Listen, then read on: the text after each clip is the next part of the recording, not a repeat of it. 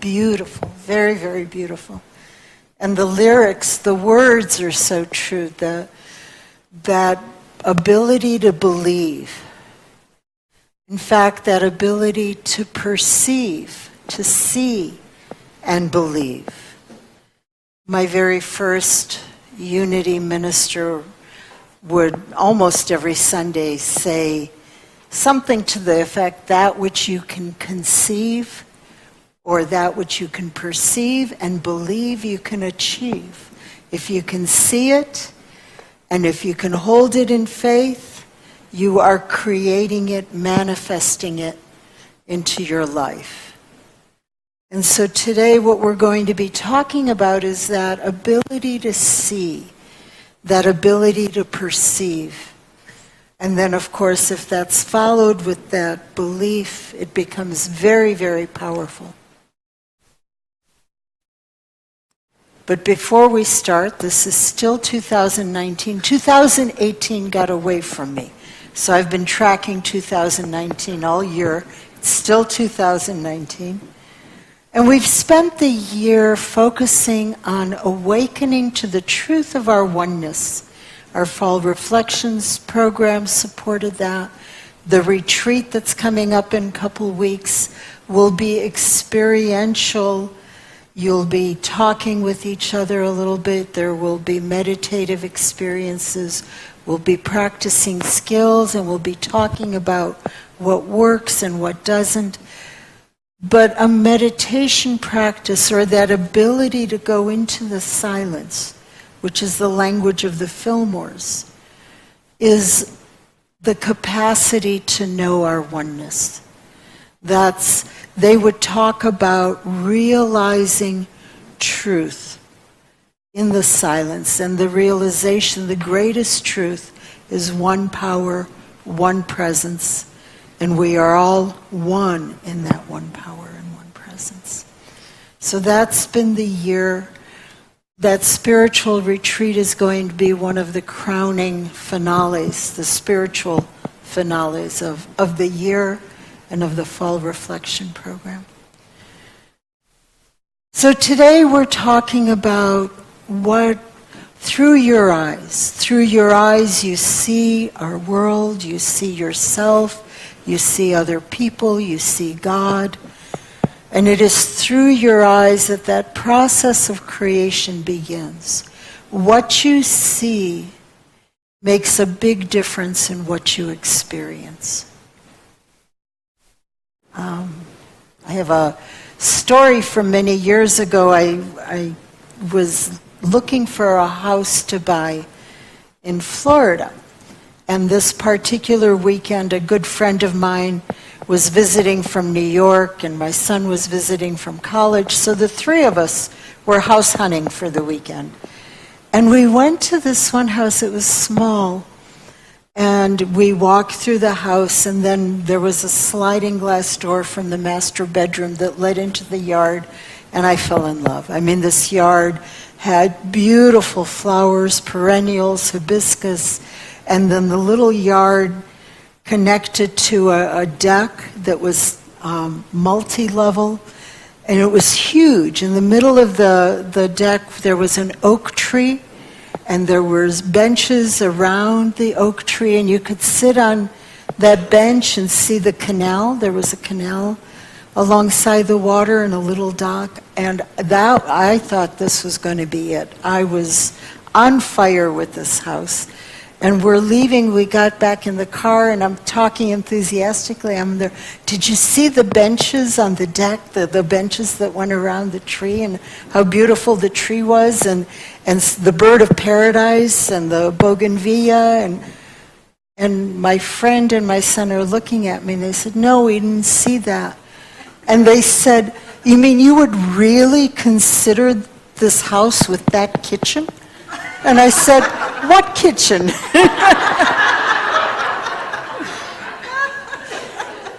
They walked through the kitchen, saw the kitchen, and didn't see anything else.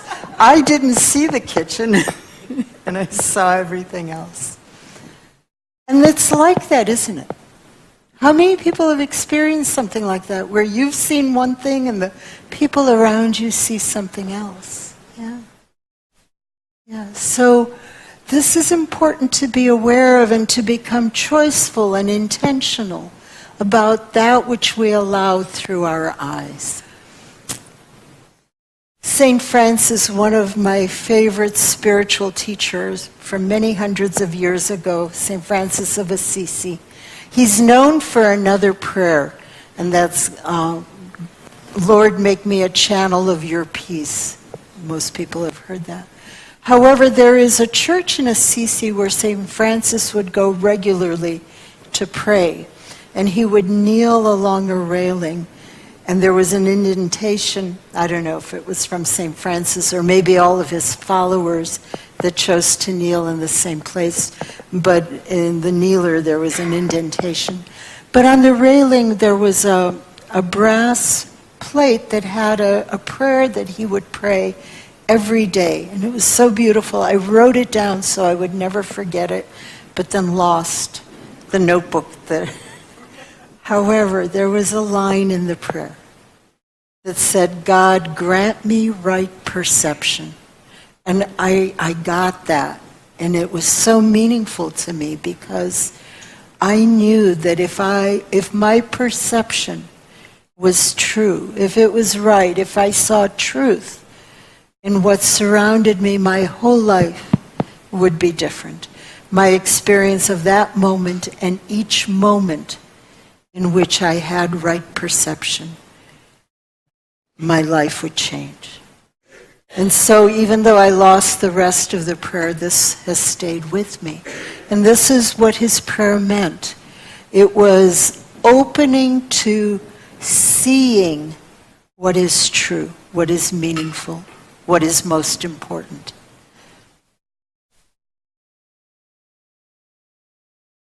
So when we're thinking about right perception, or that which we take in, that which we see, we can think of it as what I see through my eyes and the moments I'm able to see through your eyes, and then those moments when I'm able to see through the eyes of God.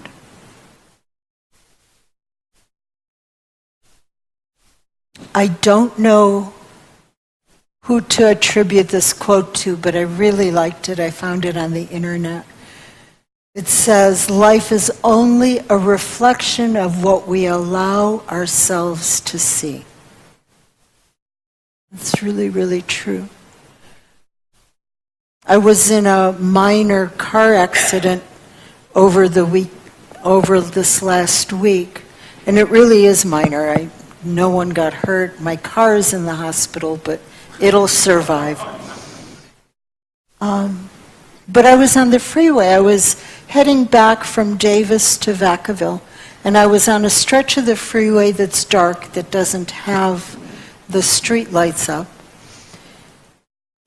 And I never saw what it was that hit the car.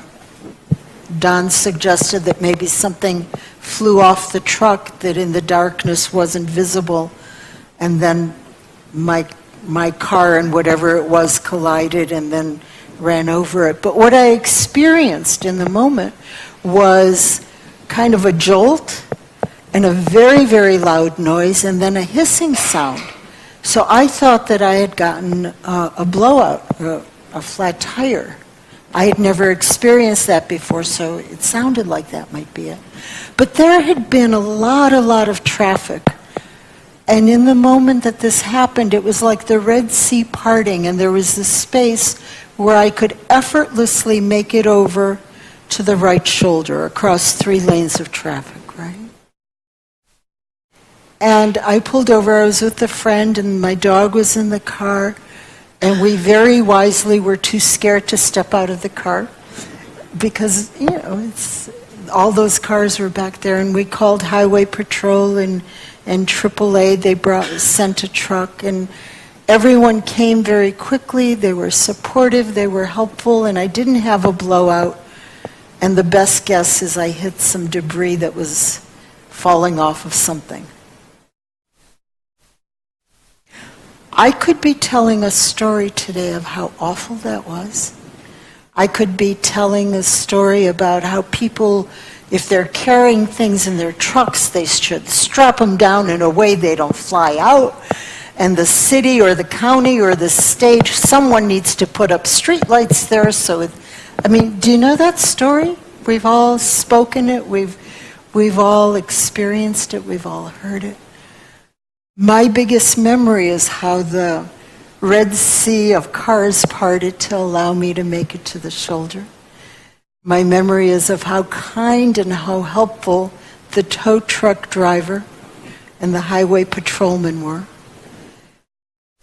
I remember feeling grateful when we made it home safely with the car. They had to take wires and tie it together so it wouldn't fall apart. And the wheel well fell off and was dragging, and that was the hissing sound. But these two wonderful men pulled that off, tied the rest of the car together. So at night, where would I take it, So it just all worked out, and I felt so well cared for.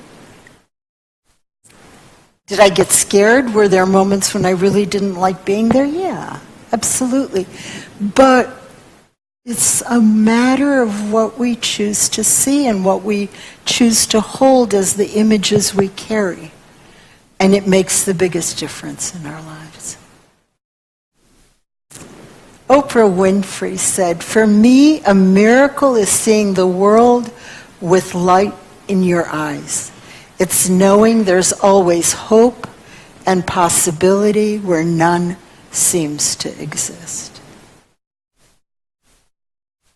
While we were sitting alongside the road, both of us, my friend and I, kept just saying, "I'm so grateful that we made it over to the side of the road safely." And so that was the hope and the possibility, because from there, everything was going to get fixed.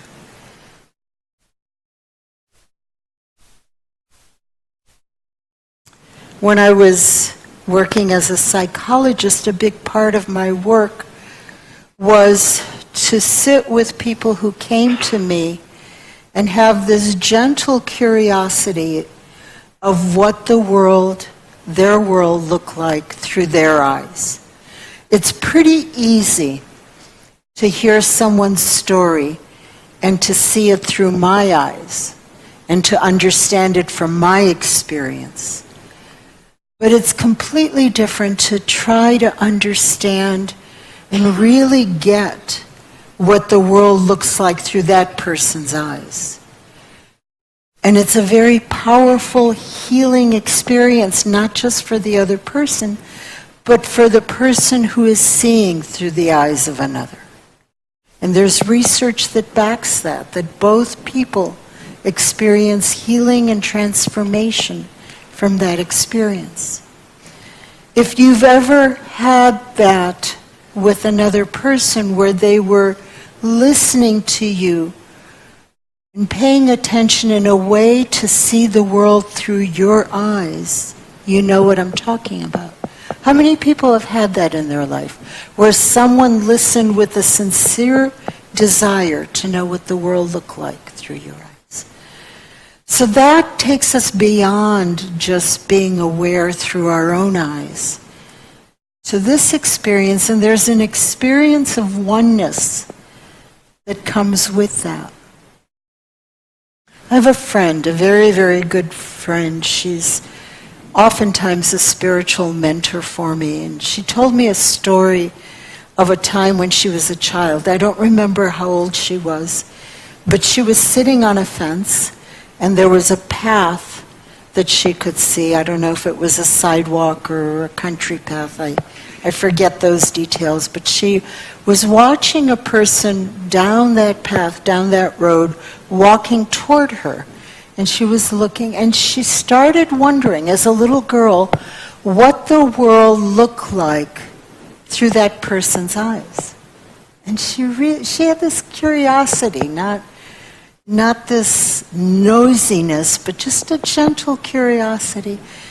And she had a mystical experience. All of a sudden, she could see the world through that person's eyes.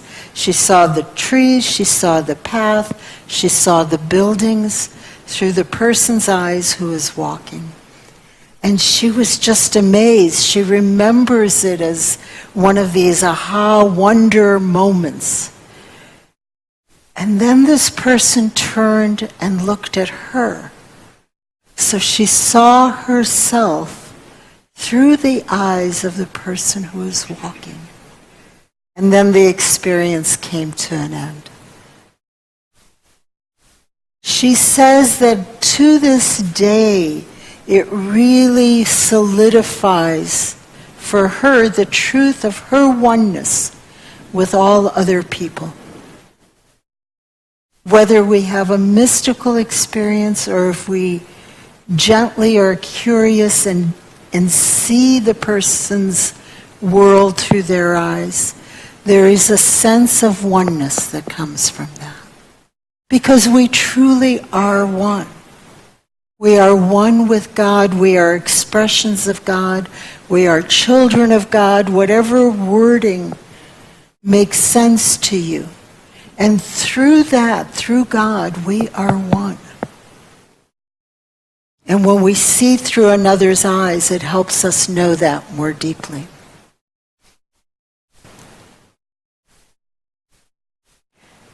These words are from a woman named Ariana. There was no last name, so I'm not sure who, but maybe you know. But I really loved the way she expressed what I'm trying to talk about. She wrote, "Come to me whole, with your flaws, your scars, and everything you consider imperfect. Then let me show you what I see. I see galaxies in your eyes and fire in your hair. I see journeys in your palms and adventure waiting in your smile. I see what you cannot. You are absolutely, maddeningly, irrevocably perfect."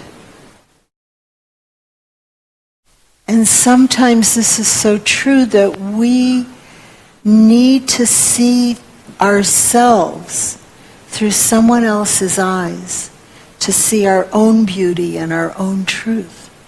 When I used to work with groups as a psychologist, people would easily see the beauty and the light in the people around them, but they would have a hard time seeing that in themselves.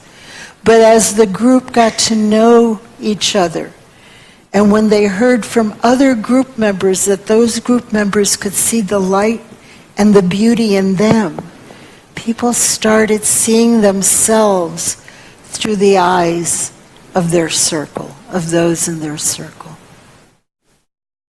So sometimes in a community like this, we can begin to see our own beauty, our own strength, our own light through the eyes of the other community members. Or in our relationships with those we love, with our friends, our family, we can see the beauty that we are through the eyes of the people who see that so easily. So not only is seeing through someone's eyes a way of understanding that other person, knowing that other person more deeply and knowing our oneness, it is a way for us to know the truth of our being, the truth of the light that we shine. This is another quote. The man's name is Christopher Poindexter. I don't know who he is. However, he expressed it beautifully too. "You are worth more than you will ever know. I love you in ways your crumbling heart could never fathom.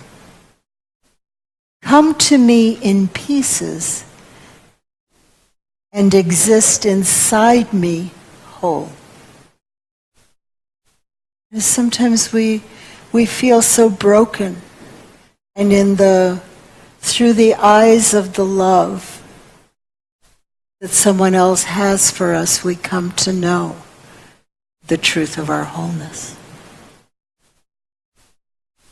So seeing the power of our perception is not just my seeing the backyard instead of the kitchen. It's the way we grow and transform and come to know our oneness when we see through each other's eyes. Then, of course, there's the potential or the experience of seeing through the eyes of God. I've told this story before, but it fits so well with this, and I think there may be people that haven't heard it. But I had an experience in Florida walking my dog at sunset. We were walking on the beach, and I have seen many, many, many sunsets on the beach because that's what I do. That's where I find God. And that particular sunset at that time was the most beautiful I had ever seen. And I was just so wrapped up. I was lost in that sunset. I was part of it. I was one with it. But in my mind, for about an hour before I got to the beach, and while I was on the beach, a piece of a song kept repeating, looping. If you've ever had that happen, you know how you can't make it stop. It just loops and loops. And it was a hymn that I had heard at church the previous Sunday, at my Unity church. And the words and the part of the song that were looping were, "And I want to be a blessing in your eyes." And in this longing to be good enough to be a blessing in God's eyes. A longing to be, enough of a light that through the eyes of God I would be a blessing. I mean, just this deep longing, and these lyrics are going through my head, and I'm walking along, seeing the sunset, just overwhelmed. My dog could have cared less about the sunset, jerked me really quickly the other direction because there was some critter. And when I turned around, I saw this sunset reflected in the clouds, and it was even more beautiful, and I gasped. It was so pretty. And I heard not a still small voice, but a loud booming voice say, "And I want to be a blessing in your eyes." And to me it was the voice of God.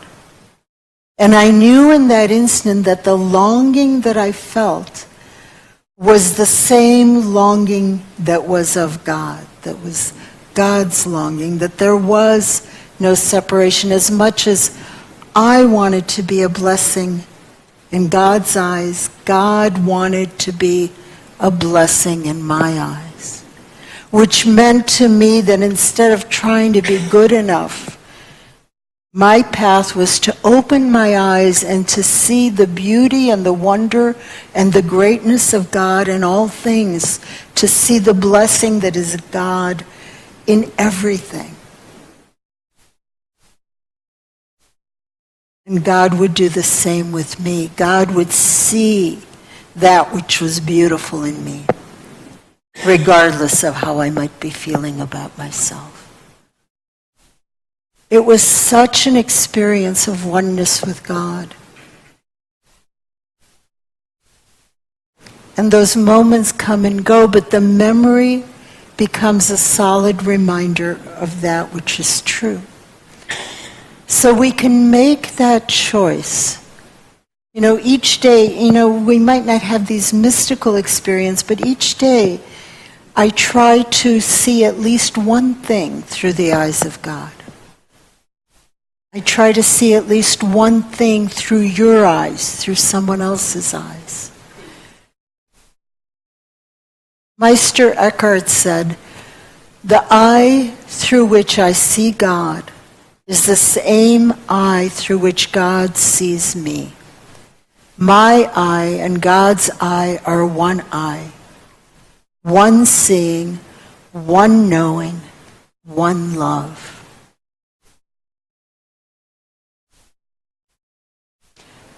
So if we make a conscious effort to see that which is a blessing, to see through the eyes of another, to see through the eyes of God each and every day, then what we see begins to transform our lives.